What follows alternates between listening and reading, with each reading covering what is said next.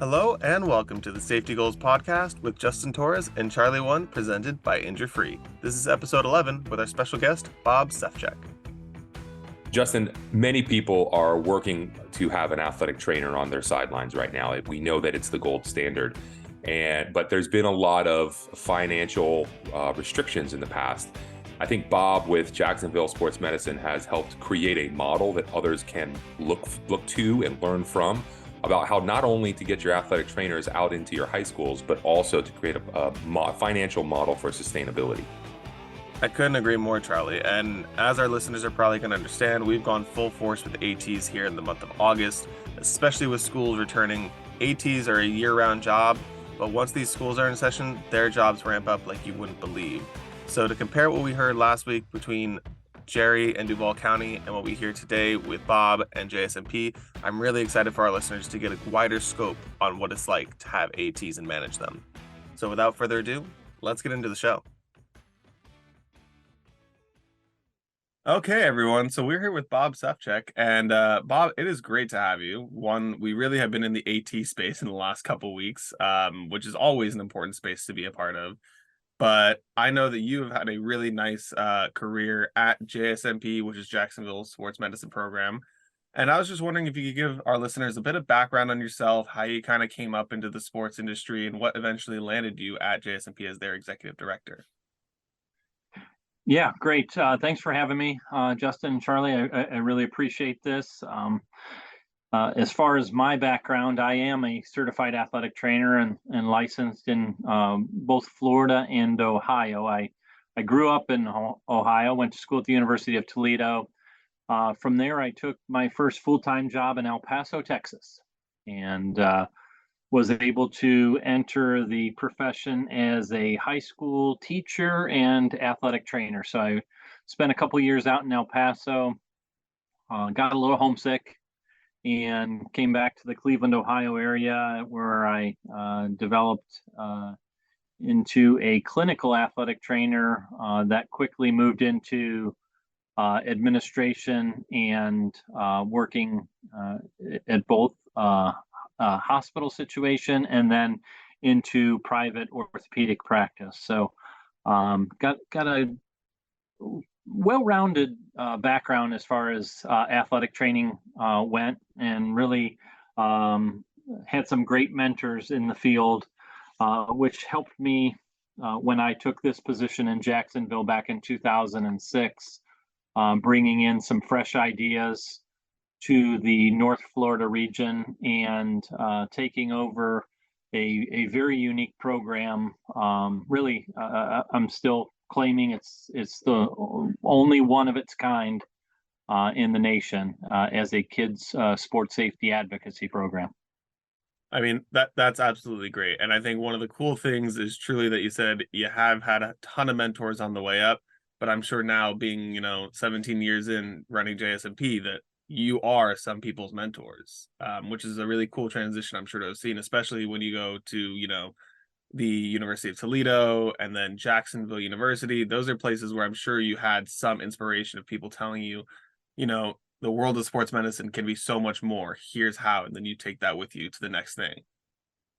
Yeah, I don't know if everybody would readily admit that I was a mentor. I tried to interject myself into that framework a number of times. I feel pretty confident that I instilled some confidence and energy into some of our athletic trainers. I come off pretty strong with my passion that I have for kids sports safety and my background in education. But I do recall specifically having a conversation with one of our athletic trainers who was a young professional, and she was struggling a little bit as to what was it that she really wanted to do, and where was this title and professional credential of being an athletic trainer going to take her.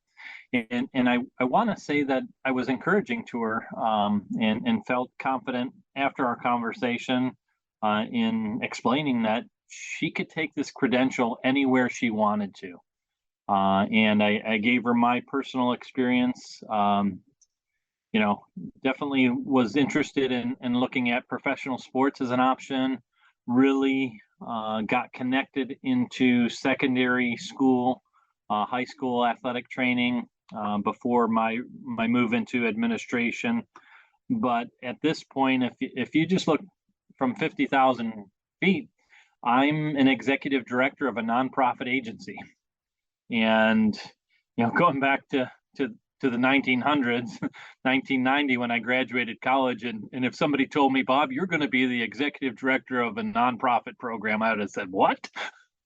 So again, the sky's the limit. My passion has definitely grown over the years, and I've really liked what I've been able to create out of my profession as an athletic trainer. And again, I hope there are people out there that are feeling energized or mentored by myself, and I hope I rubbed off on a few people.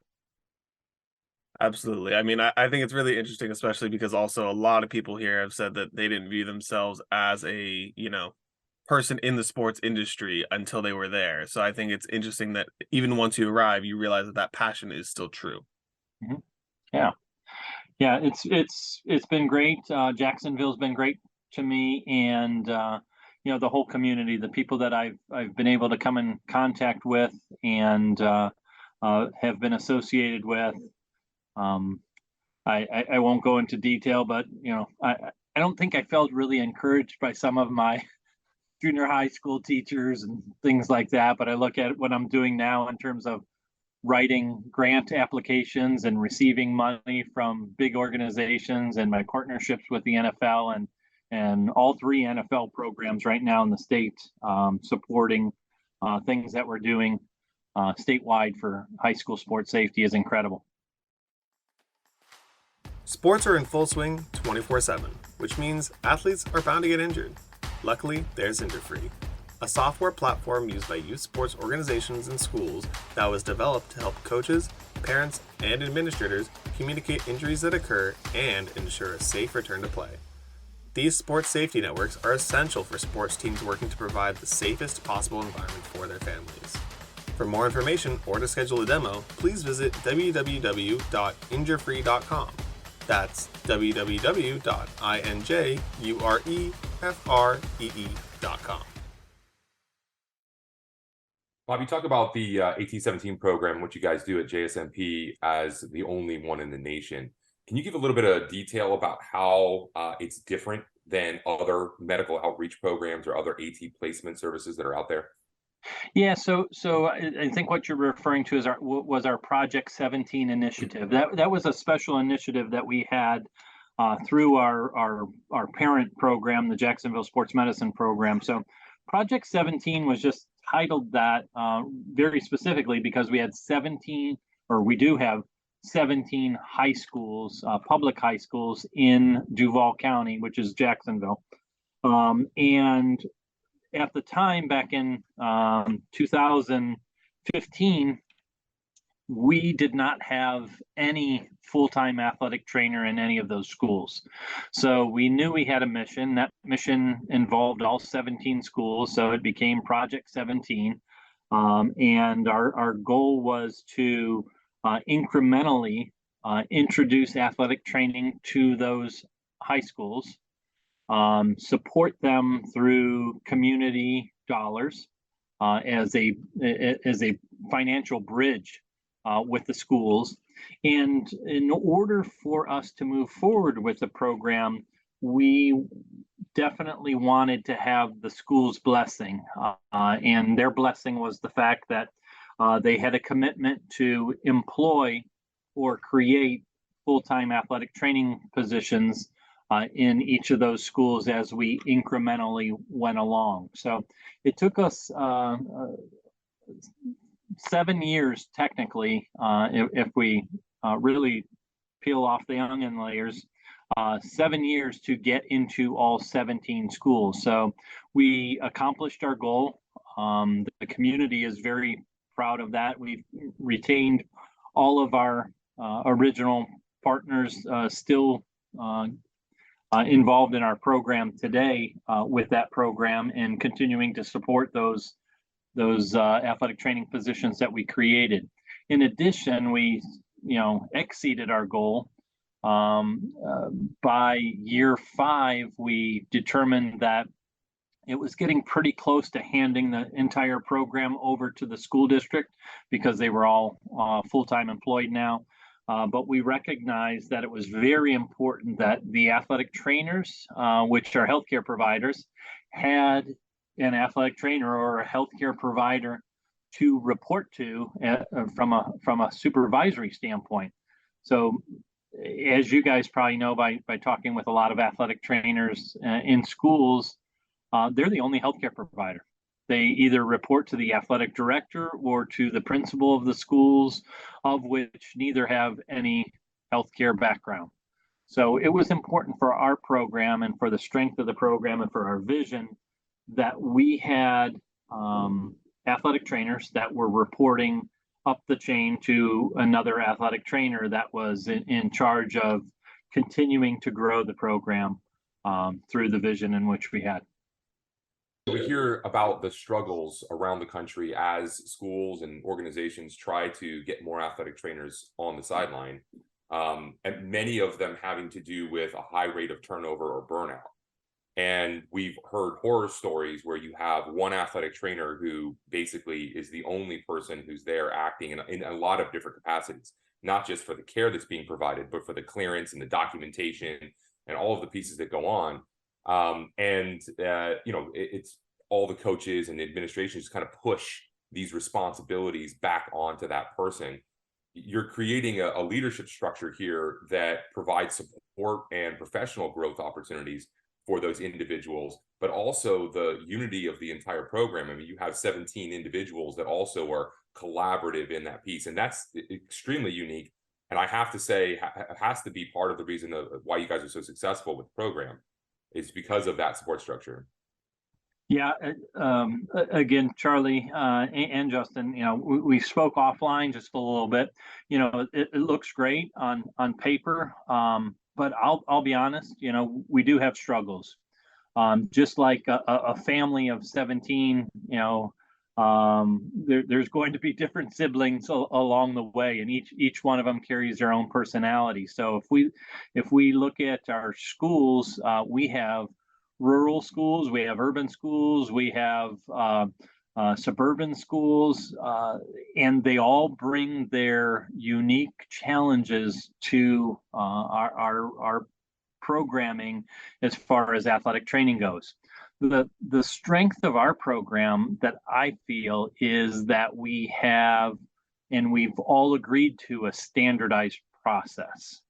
Mm-hmm. So when we look at our policies that we have, not only in a policy and procedure manual for the school district, we've also achieved confidence from the school board that they've enacted school board policies that support those. So we have a lightning policy, we have a heat stroke policy, we have, policies on physical exams that mimic what's already in place through state law, what's in place through the Florida High School Athletic Association, but most importantly, what's in place in our individual policy and procedure manual. So if there's ever any question by a parent, by a coach, by an administrator, where do we get this information?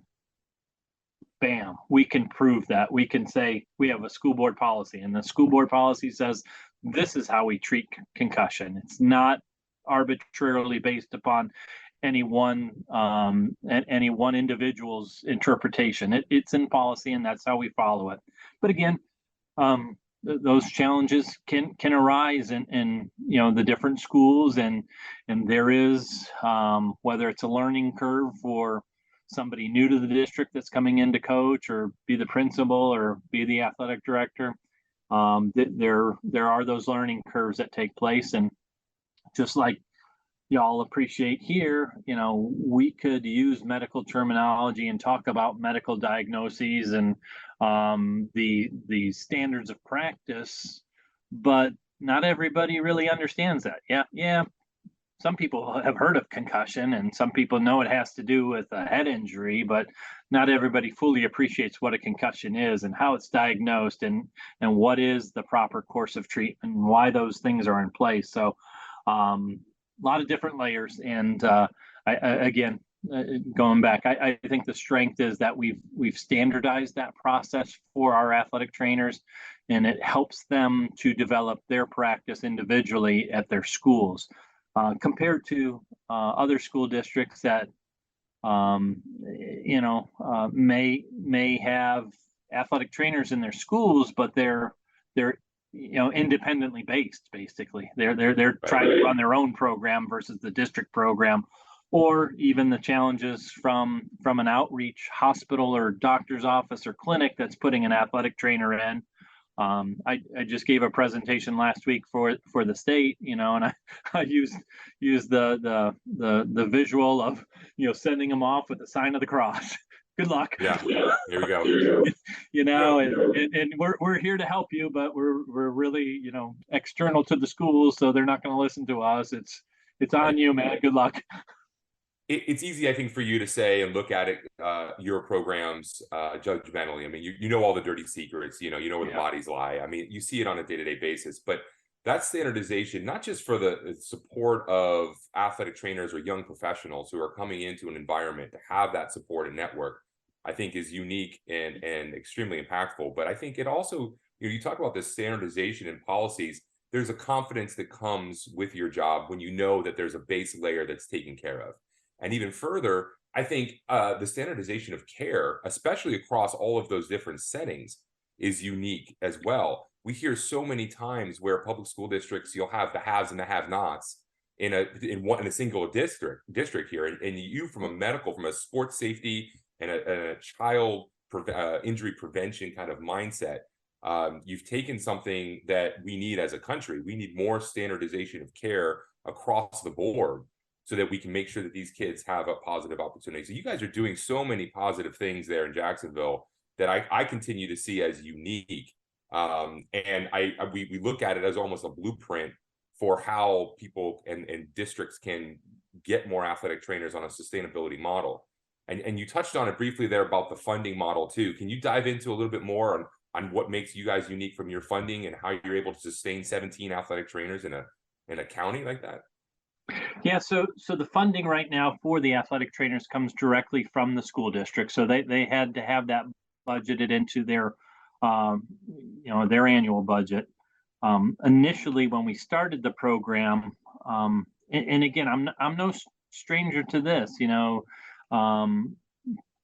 number one reason why all schools do not have a certified athletic trainer within the district and working at each and every school, the easiest answer to come to is we can't afford that. Who's going to pay for that?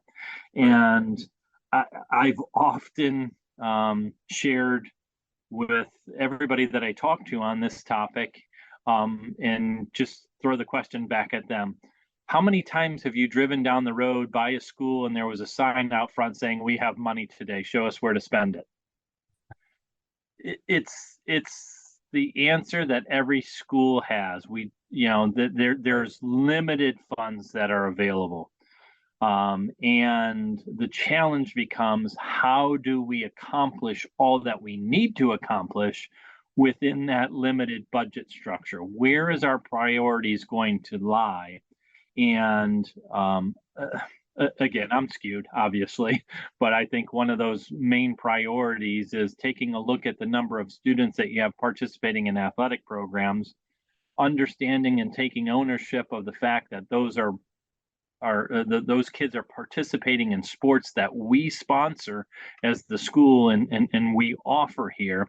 So therefore, it becomes a responsibility of ours as a school, as a district, as you name it, to make sure that we have the proper infrastructure in place for those student athletes, to keep them safe, to keep them healthy, and to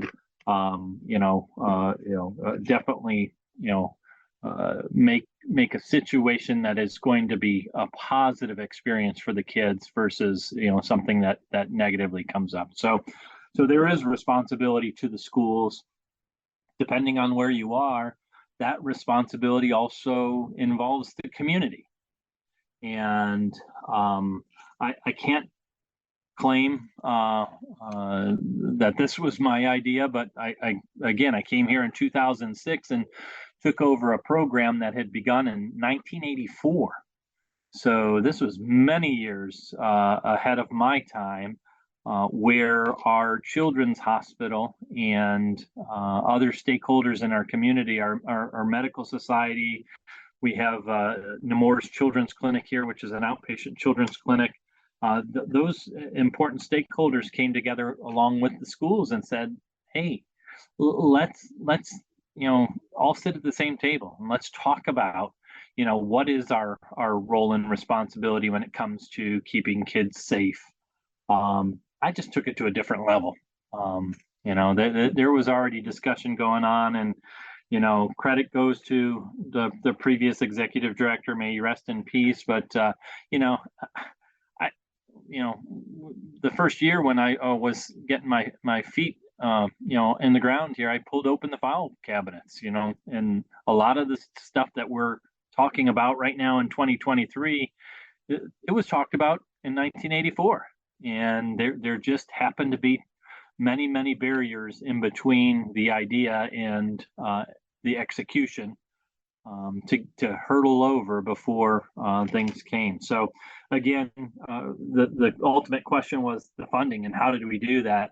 A little bit of luck, a little bit of being in a fortunate situation. I want to say a little bit of my tenacity and not giving up, and a little bit of my passion in talking to the right people, and having those right connections, that we were able to come together and decide that this should be a priority. This meets the mission of the Children's Hospital. This meets the mission of our NFL program here and their foundation, meets the mission of Blue Cross, Florida Blue over here. And why can't we help the schools and get over this hurdle and bridge that process and turn over that responsibility then to them. Not many youth sports administrators began their careers with the dream of negotiating insurance rates. Most have the love and passion for the game and saw it as a way to inspire the next generation of youth athletes. However, nowadays insurance can be the single greatest cost for a youth sports organization. At American Sports Insurance Services, we've done the work for you and created the single most comprehensive youth sports insurance program on the market. We did it by aggregating the largest youth sports injury database in the world. Let us do the heavy lifting and represent you for all your risk management needs. For more information or to get a quote, visit www.getamsis.com. That's www.getamsis.com. You talk about a lot of the hurdles over the last 40, 50 years. I mean, but when you look at priorities, we talk a lot. It's been a common theme on this discussion, that safety first as a mentality was never really a part of sports. It was rub some dirt on it and get back in there type of attitude, right? And it seems like it is becoming a theme, especially in youth sports today. It's more and more we're hearing about these important topics and people are taking them seriously and listening. Do you see that do you think it's a matter of timing and just that the times have changed? Or do you feel that the collective group of stakeholders involved made it a priority for that county, and just because of the community aspect of it? Yeah, I think it's an easy combination of those. I do think that we know today more than we ever did know about sports-related concussion. I think we know today more than we've ever known about exertional heat stroke, and how just some simple actions can prevent heat stroke from occurring, and more so that we can save somebody's life by just having a cold tub there available for them. We know that there's modern technology in terms of having defibrillators. We know the importance of having defibrillators. And then as those things start stocking up, then everybody in the room starts turning around and saying, well, ultimately, who's going to be responsible for all of these things that we know that we should have in place? And that all points to you better have an athletic trainer there. You better have somebody managing these things, because I'm telling you, the coach isn't going to worry about all those things, and the coach doesn't even know about some of those things. They need the leadership from somebody who has that specific training and has that mentality to be able to implement those sports safety strategies. From there, it becomes again a mission-based theme. I think getting folks together, when you talk about the safety of kids in our community, all of a sudden you start opening some eyes and getting people to listen to you. My mentors over the past 17 years now have been the president of Wolfson Children's Hospital, and I've worked under the leadership of three presidents, and I've been very fortunate to be a direct report to them. But I watch and listen to what they do, and it's all about the kids. If you start talking about the kids, the community listens, and so that's been something great that I've learned. It goes beyond the sports. It goes right to who's playing the sports, and that's the kids. So I do think that's the way to get the community really involved. Now, Bob, I have a couple questions about just overall. You addressed concussions, and I think that is one of the most important topics that's still going on, especially also in addition to heat stroke, especially with these summer months.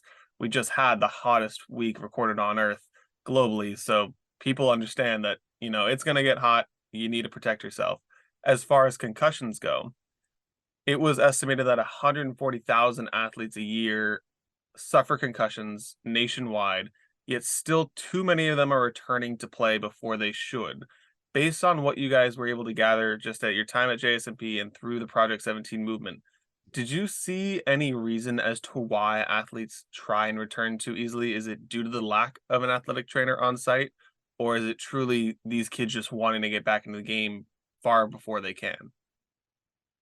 Again, another answer that you're not gonna come up with one specific reason. I would say jump to yes, you need athletic trainers there. You need to be managing them. When we look at high schools, if we are fortunate enough to have an athletic trainer there, in most of those situations, it's one person managing hundreds of athletes. An athletic trainer at a very busy school, they may spend the majority of their time, probably unfairly, with the football program. Well, at the same time, you probably have a couple soccer programs going on, unless you're in Florida where we play in the wintertime, that sport, but you have multiple other sports going on at the same time. Some of which those student athletes may or may not know that there is even an athletic trainer at the school. So that's one reason. We also still have an issue with everybody being on the same page with the current standards in terms of concussion care and management. So that involves our physicians and our other practitioners out there that are treating concussion.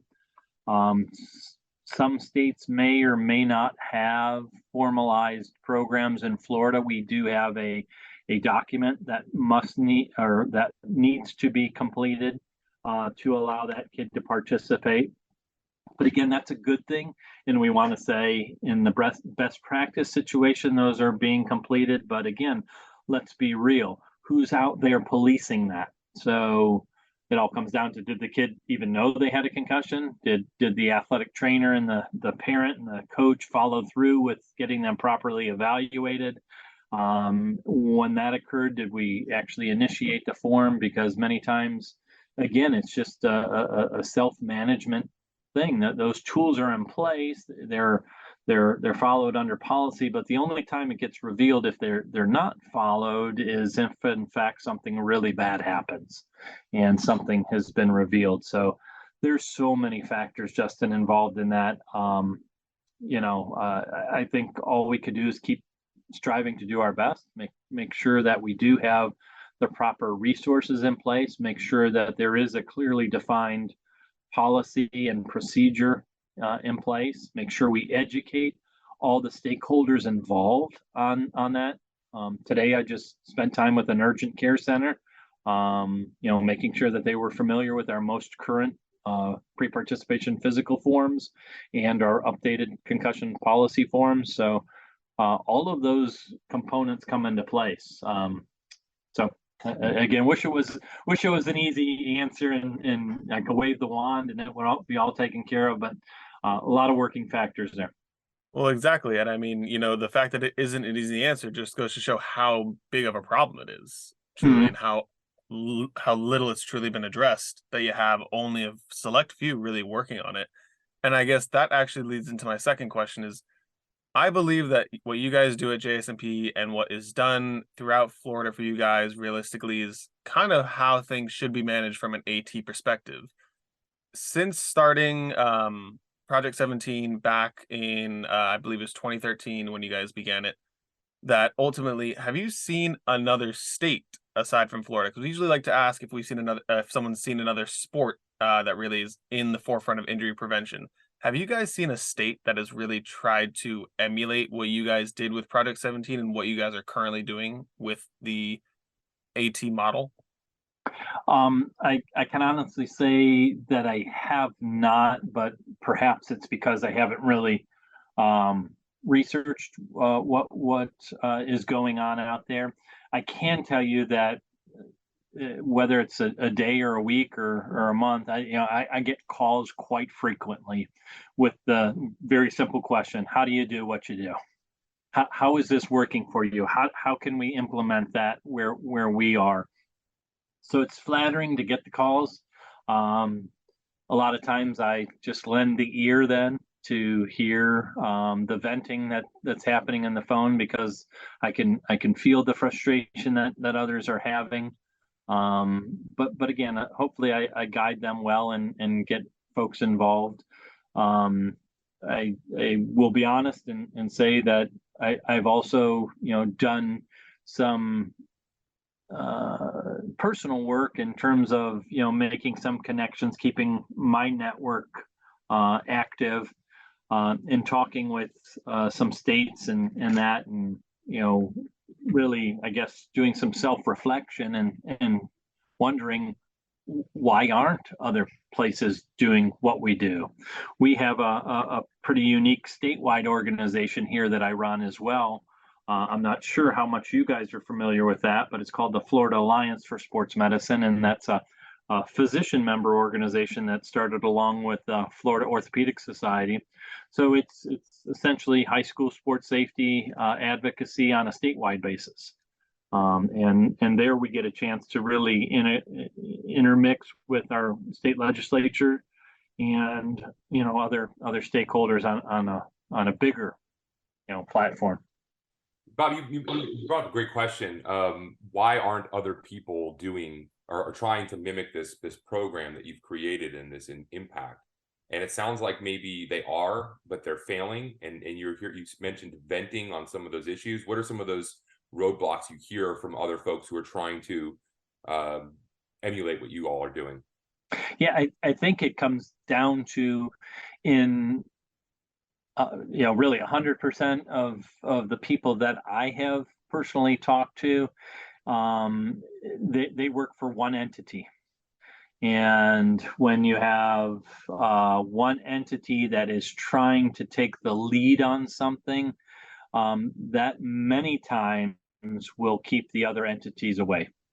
It's business competition. They're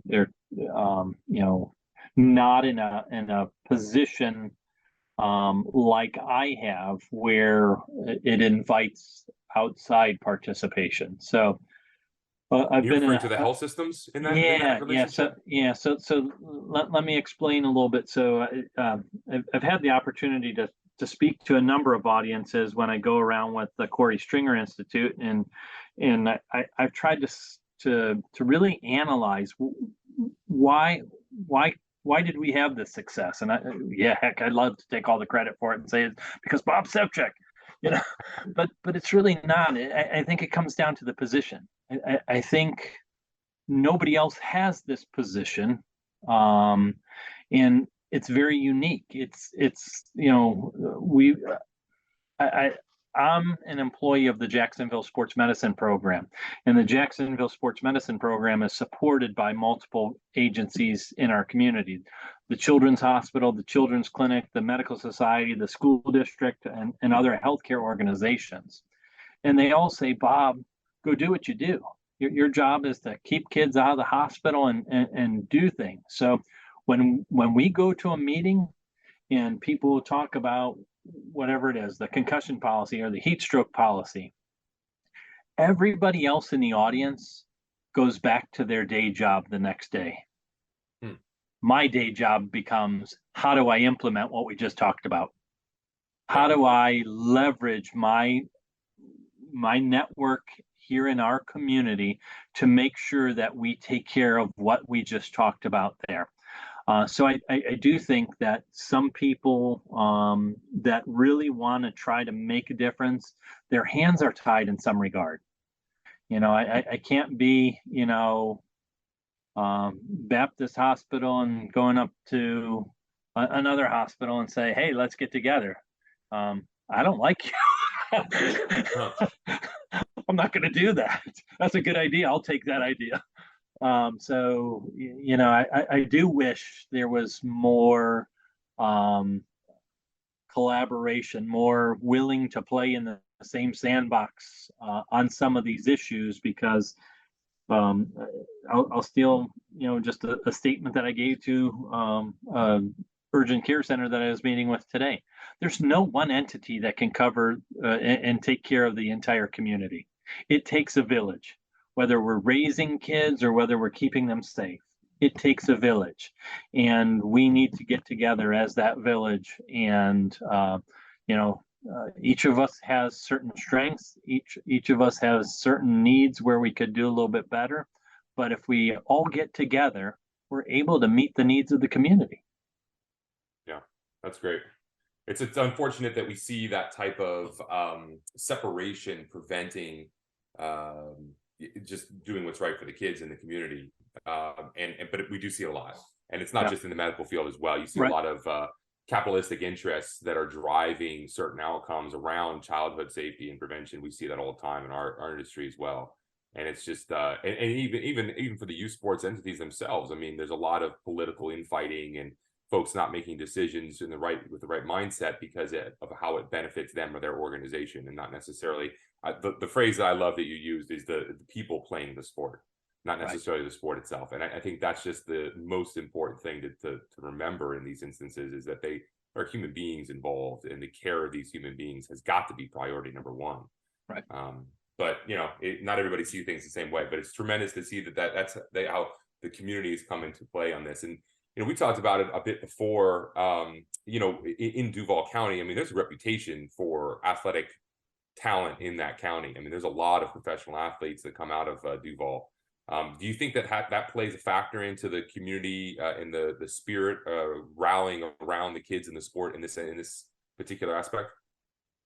I think I've been able to connect with a lot of the players in terms of those that are interested in sports and sports talk radio and the association with the different sports programs. So I think I mingle in that crowd, so that's definitely been helpful in utilizing and capitalizing on their resources and their network of friends and colleagues. So I'm not gonna lie and say, I was lucky and connected with some great folks that have connected me with other great folks, and we've built a pretty strong network. I think the ones that aren't necessarily associated with sport, they don't necessarily pay as much attention to what we've got going on. But being in Florida, being that it is a big outdoors area, whether it's youth sports from youth soccer to baseball to lacrosse now, I think there's a lot of multi-sport athletes that cross over those different lines and get in contact with whether it's physicians, team physicians, athletic trainers, and everybody's starting to recognize those folks out there. Hi, my name is Charlie Wund, and I'm the CEO and founder of the Agency for Student Health Research. When I started the company over a decade ago, I aimed to help reduce injuries within youth sports. Since then, Injure-Free was created as a risk management software platform and has grown to become one of the leading injury reporting platforms used by thousands of athletic organizations and schools nationwide. Our expansive education library and reporting technology provides the tools administrators need to take the pain out of risk management. As a former high school athletic director and youth sports organizer, I understand the regulatory compliance requirements and need for individual accountability. Our goal is to provide a service that does better than checking the box. For more information or to schedule a demo, please visit www.injurefree.com. That's www.injurefree.com. Yeah, that's great. I mean, it does take a village, and I think there's a lot of folks that believe in it. We hear a lot often too. A lot of former athletes talk about how much an athletic trainer or the athletic trainer role played in their careers or in their life, and it's not just physical. There's a lot of mental health and just being able to connect with somebody who's not your coach in those environments that goes on as well. It was funny. We were talking a little bit about Ohio and kind of the background. I actually went to Marietta College, and I remember my AT down there, Sam. I didn't start on the football team probably until I was in my junior year or so. There was a lot of reps just standing on the sidelines, hanging out with Sam, just trying to stump each other on college mascots, and those are the types of relationships that are, super exciting. I mean, it's always about the locker room. It's always about the people that are around you, and having that close-knit community with the medical field be there. It's a different lens into what's happening. And a lot of athletes need that separation from the constant, sport mindset and what I'm supposed to be doing in my job and that pressure. And it's just a tremendous resource. And so I think there's such a huge impact that athletic trainers can have, especially on those professional athletes, to hear those guys coming back and just giving back into the community. I think that's unique in a lot of ways too. I mean, you don't see that around the country. So it's just trying to put my finger on all the secret sauce on what you guys have going on down there and why there's so much success in this program. But it seems like there are so many different factors that play into it that really, in order to get the recipe just right, you've got to have a little bit of this and a little bit of that. But it does take a ton of leadership in what you guys have created down there. And it's great to hear that you see leadership in other of the community partners as well. Some of those other heads of the hospitals and how they're coming together. So I wish there was a way, maybe it's just the times and maybe we'll get there. But I wish there was a way for education in the public sector to really step up and, to your point, prioritize the health and safety. I fear that it's only the regulatory environment that's going to force them to do things sometimes, which is, again, it's a shame to see that. But there are proactive administrators out there, it seems, and we're making some good ground, I suppose. Yeah, I think we're a lot better today than we ever have been. But financially, it is a struggle. I know that that everybody's pulling for the dollar.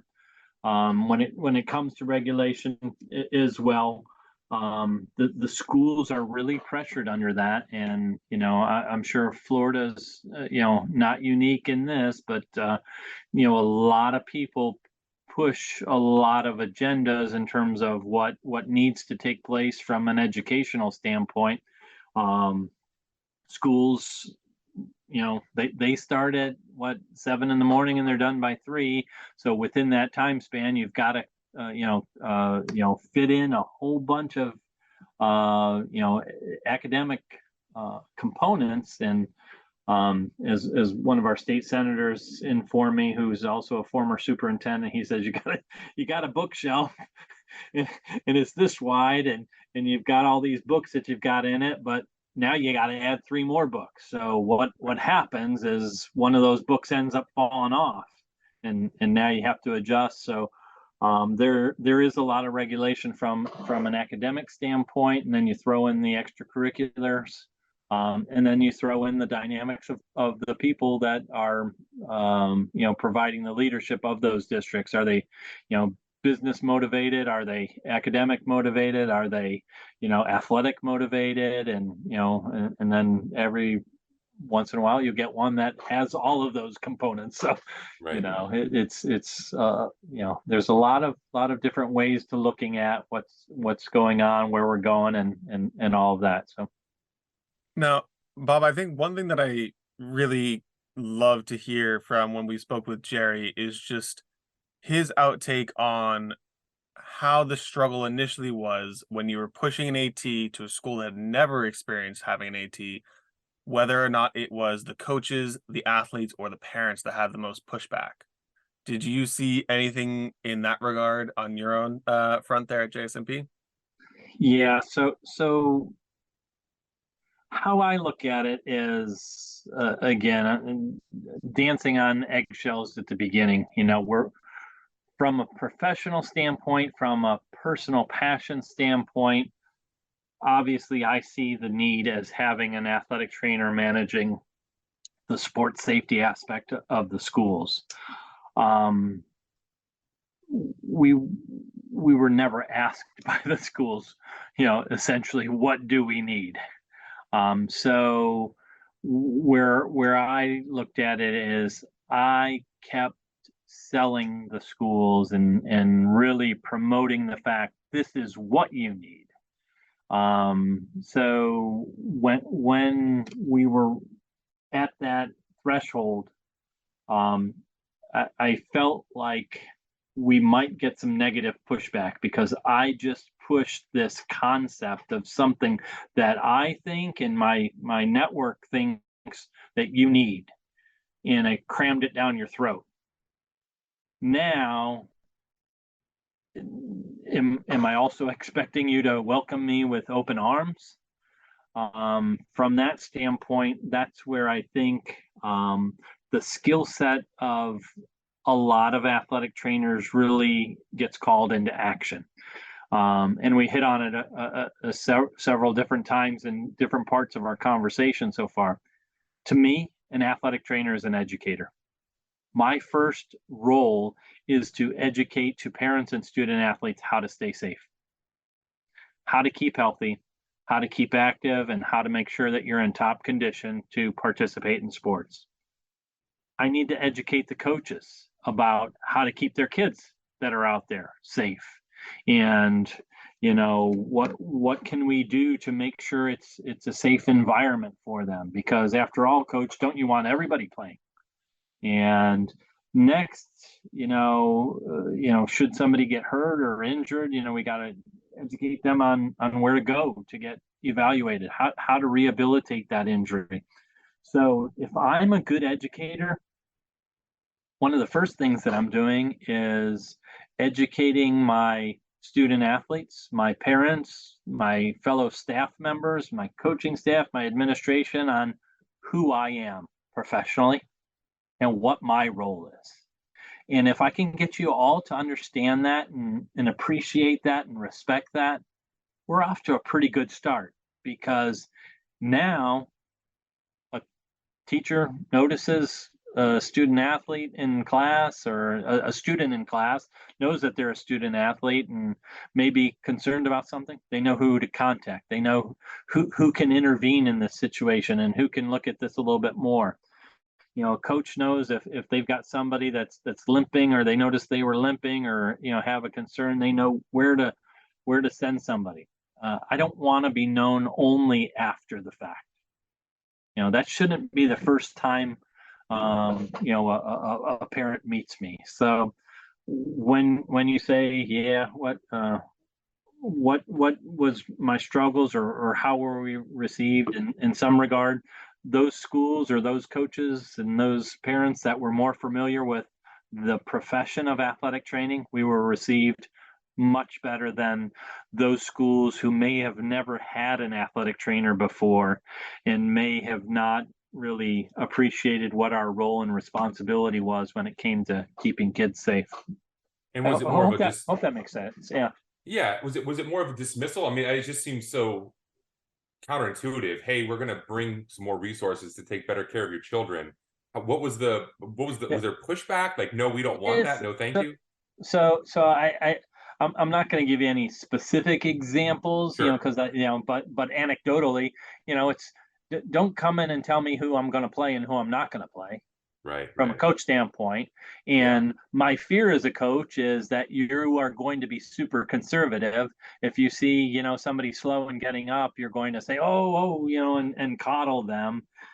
So it's that process of really developing that professional relationship with the coaches Yeah. and athletic directors. We had some um, the first thing that we, on this call, and probably most of our listeners think that every coach that's coaching at the high school level must have this wealth of experience. Maybe they were former college players and all that. They didn't realize that no, it was the the youngest staff member that came on to be the English teacher that got told the only way you're going to Yeah. be the English teacher is if you're the assistant cross country coach.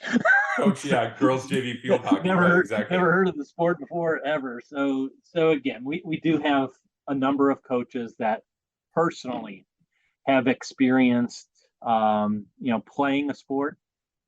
Maybe they did play it at a school, whether it was a high school or a college, where they did have an athletic trainer there.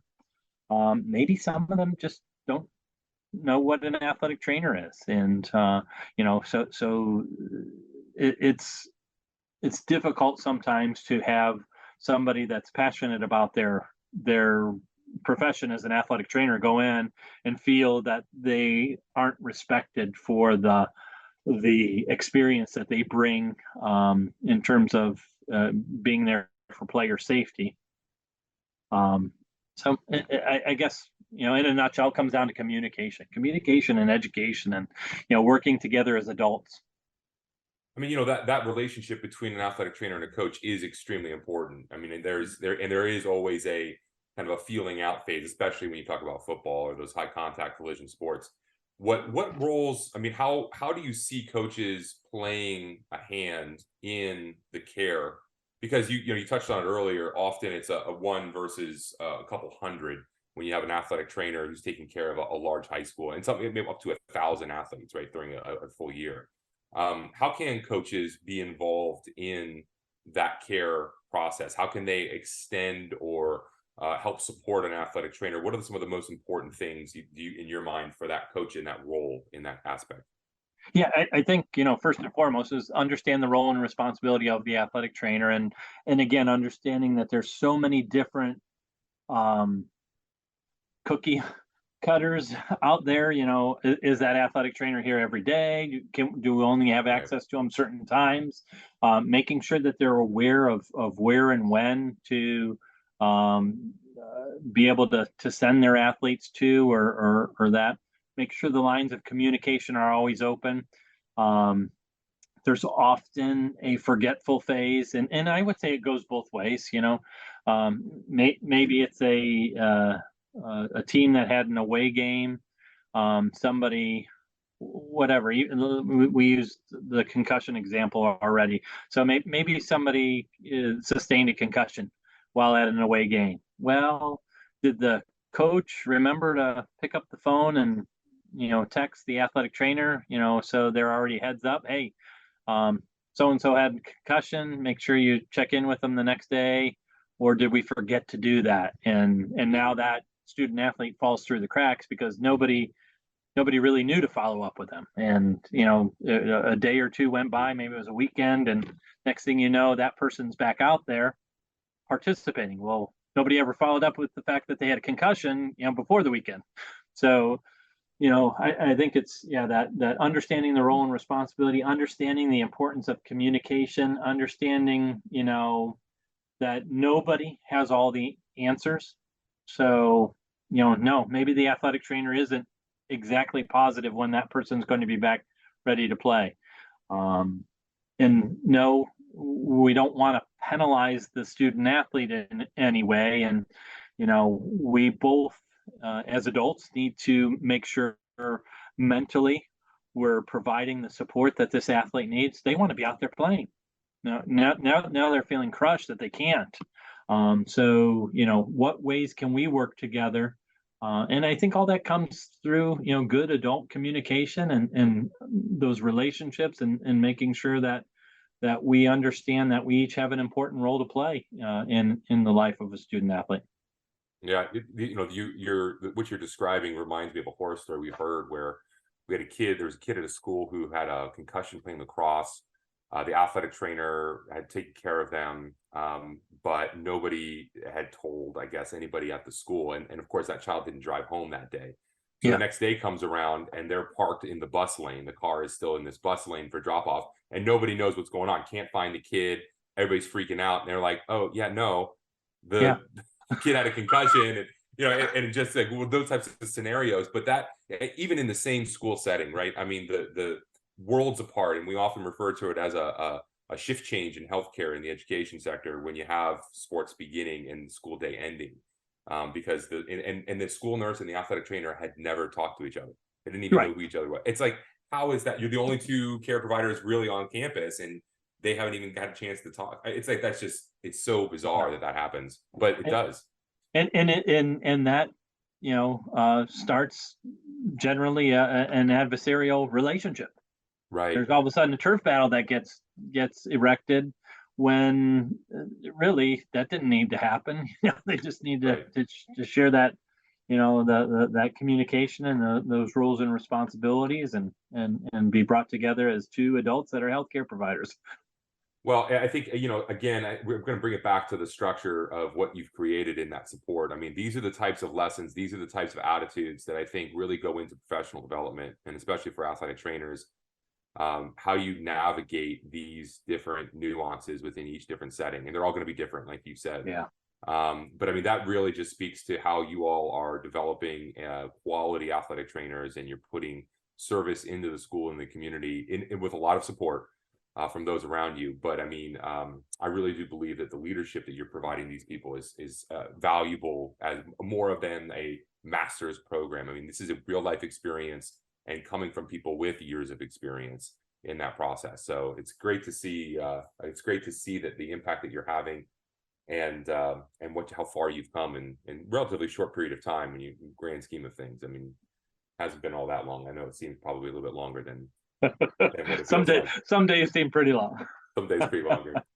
Well, Bob, we appreciate you being here and taking some time with us again, just going through this. We always like to end the show with a quick little a question for you. When maybe not so quick. It gets to stump people every once in a while. But if you could snap your fingers and make a change in the world, and we like to frame it around sports safety in general, but just one thing that just immediately overnight is fixed in your mind, what would be that thing that requires that snap of the finger? Yeah. I don't know that there is one thing. I think, there's a number of things. If you wanted me to start in one place, again, just having, a national mandate, or even a strong recommendation that we're looking out for the best interests of our kids, and those that are participating in school-based sports, by making sure that they have the appropriate healthcare oversight that is required based upon the size of their school, and that are able to implement sport safety strategies and work together with their individual communities in order to facilitate that. I like it. National mandate for athletic trainers in all high schools. That might be the only way we get licensure here in California. That might be what it takes at this point, but we'll see how it goes this year. Yeah. Well, appreciate it, Bob. Thanks again for your time and spending some knowledge with us and just sharing your experiences. This has been a real treat for us. Excellent. Thank you for having me. I appreciate it. Of course. Thank you so much for your time. We would like to thank you all for listening to today's episode of the Safety Goals podcast, presented by Injury-Free. I'm your host, Justin Torres, and a big thanks to our special guest. And also, thanks to my co-host, Charlie One. To listen to other episodes of the Safety Goals podcast, check us out on Spotify, Apple Podcasts, YouTube, or wherever you listen to your podcasts.